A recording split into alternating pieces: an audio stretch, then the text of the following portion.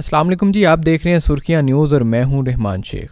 IMF series के part 3 में खुशामदीद। गुज़िश्ता 2 videos देखने के लिए ऊपर आई बटन या डिस्क्रिप्शन में क्लिक करें। अब वही तुर्क कंपनी जो पाकिस्तान से $1.5 अरब का जुर्माना वसूल करने के लिए मुख्तलिफ मुल्कों में पाकिस्तान के असासे फरोख्त कराने के लिए आलमी अदालत के फैसले को बुनियाद बनाकर मकामी अदालतों में मुकदमे दर्ज करवा रही थी, करप्शन स्कैंडल में फंस गई। इसने $500 मिलियन के करीब बिजली का कॉन्ट्रैक्ट दरअसल पाकिस्तानी सियासी हुक्मरानों और ब्यूरोक्रेट्स को रिश्वत देकर हासिल किया था। इसका मतलब था कि वो न सिर्फ मुस्तकबिल में आलमी कॉन्ट्रैक्ट्स हासिल करने के लिए बैन कर दी जाती, बल्कि भारी जुर्माना भी होता। कंपनी के मालिक को दाद दें जिसने बयान हल्फी अदालत में जमा करा के पाकिस्तान के खिलाफ $1.5 अरब का जुर्माना करवा लिया कि उन्होंने वो कॉन्ट्रैक्ट रिश्वत नहीं बल्कि मेरिट पर लिया था और अब इनका कॉन्ट्रैक्ट खत्म करके जम कर दिया गया था। ये हमारे दोस्त मुल्क की कंपनी का हाल था। वो कंपनी जो कल तक अपने जुर्मानों की रिकवरी के लिए दुनिया भर में पाकिस्तानी असासों पर कब्जा करने के लिए मुकदमे कर रही थी। इसे अचानक याद आया कि पाकिस्तान तो बरादर इस्लामी मुल्क है। सदर तैयब उर्दवान ने वजीर आजम इमरान खान से राब्ता किया और कहा कि तुर्क कंपनी अपना सारा जुर्माना माफ करने को तैयार है, लेकिन इसे फीस सेविंग दी जाए। इमरान खान ने फौरन सारा क्रेडिट तैयब उर्दवान को दे दिया कि उन्होंने पाकिस्तान पर जुर्माना माफ करा दिया है और हमारी डील हो गई है। तैयब उर्दवान जो कुछ दिन पहले तक इस पूरे मामले से खुद को ये कहकर दूर रखे हुए थे कि ये कंपनी की बिजनेस डील है, वो कुछ नहीं कर सकते। अब जब वो कंपनी रंगे हाथों पाकिस्तानी माल लूटते और पाकिस्तानी सियासतदानों में रिश्वत का पैसा बांटते पकड़ी गई, तो वही तैयब उर्दवान फौरन इमरान खान के पास दौड़े और उल्टा हमने सारा क्रेडिट भी तुर्कों को दे दिया।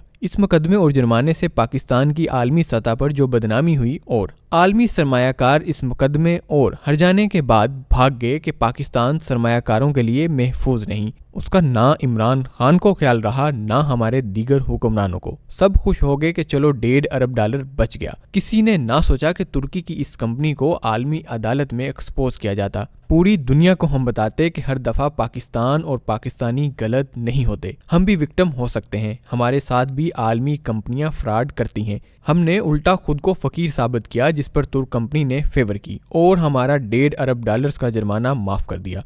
मतलब गलती पाकिस्तान की थी जिसने तुर्क कंपनी के किराए के बिजली घर का कॉन्ट्रैक्ट गलत खत्म किया था और अब वही तुर्क कंपनी दिल बड़ा करके पाकिस्तान का जुर्माना माफ कर रही थी। हमने एक तुर्क कंपनी के इमेज को बचाने के लिए पाकिस्तान के इमेज को खराब होने दिया कि क्या फर्क पड़ता है, हम तो पहले ही बदनाम हैं, मजीद हो गए तो क्या फर्क पड़ता है। लेकिन तुर्कों की कंपनी की साख खराब ना हो, हमारी कौन सी साख है। सवाल यह है कि अगर वजीर आजम इमरान खान बार बार जुर्माने माफी का क्रेडिट तैयब उर्दवान को दे रहे थे, तो फिर इन 4 IB, ISI, नैब और फिनांस के अफसरान को क्यों 1-1 करोड़ का इनाम और 14 अगस्त को इम्तियाज पाकिस्तान के मेडल दिए गए कि उन्होंने इस जुर्माने के बाद जिस तरह तहकीकात करके तुर्क कंपनी और पाकिस्तानी सियासतदानों और वजीरों के गठजोड़ और करप्शन की दस्तावेजात ढूंढ निकाली थी, इससे पाकिस्तान $1.5 अरब जुर्माने से बच गया। जब हमारे वजीर आजम को अपने मुल्क के इमेज से ज्यादा एक तुर्क कंपनी के इमेज की फिक्र थी, तो फिर हम क्यों रोते हैं कि पाकिस्तान में फॉरेन डायरेक्ट इन्वेस्टमेंट क्यों नहीं आती, बिरूनी सरमायाकार क्यों पाकिस्तान में डॉलर्स नहीं लाता, लेकिन भारत में हर साल अरबों डॉलर्स की सरमायाकारी होती है। इस पर कहा जाता है कि इन सरमायाकारों को पाकिस्तान के हुक्मरानों और ब्यूरोक्रेसी पर एतमाद नहीं और डॉलर्स ना होने की वजह से हमें हर बार IMF के पास जाना पड़ता है। जब हमारे पास बड़ा अच्छा मौका था कि हम सरमायाकार का एतमाद बहाल करते कि दरअसल सरमायाकार ही पाकिस्तान में 2 नंबरियां करते हैं जिससे कॉन्ट्रैक्ट कैंसिल होते हैं, हम ही दौड़ गए। यूं धीरे धीरे इन मुकदमात की वजह से दुनिया भर में पाकिस्तान का ये इमेज बन चुका है कि यहाँ हुकूमतें इनके कॉन्ट्रैक्ट्स गलत कैंसिल करती हैं, यहाँ इंसाफ का नाम तक नहीं, लिहाजा सरमायाकारी मत करो। जब हम खुद अपने लिए खड़े होने को तैयार नहीं तो फिर दुनिया क्यों हमें अच्छा समझेगी। अगर आप सिर्फ इस तुर्क कंपनी के मुआहदे की तफसीलात पढ़ लें तो आपके रोंगटे खड़े हो जाएंगे कि कैसे इस मुल्क के साथ खिलवाड़ किया गया, जिसमें हमारे बरादर इस्लामी मुल्क की कंपनी से लेकर पाकिस्तान के वजीर आजम ऑफिस और वाटर एंड पावर डिपार्टमेंट की टॉप ब्यूरोक्रेसी मुलव्वस थी और सबको ऑफशोर कंपनी के नाम पर दर्जन आइलैंड में खोले गए बैंक अकाउंट से दुबई में इस तुर्क कंपनी के पाकिस्तान के कंट्री डायरेक्टर की रिश्तेदार खातून के बैंक अकाउंट में डॉलर्स ट्रांसफर होते थे। दिल तो चाहता है कि इस पर पूरी किताब लिखी जाए कि जो नज़ला हमने IMF पर गिराया है इसका असल जिम्मेदार कौन है। अरबों रुपए के कर्जे माफ हुए, क्या वो IMF से पूछकर हुए? اب انکشاف ہوا کہ وزیر اعظم عمران خان نے $3 ارب بڑے بزنس مینوں کو زیرو انٹرسٹ پر دیے جو دنیا بھر سے بھیک مانگ کر اکٹھے کیے گئے تھے۔ کمیٹی اجلاس میں انکشاف ہوا کہ ایک بزنس مین نے تو ان مفت کے ڈالروں سے جیٹ جہاز منگوا لیا۔ ایک سابق اسمبلی اسپیکر نے اپنے لیے تا حیات مراد منظور کرا لیں۔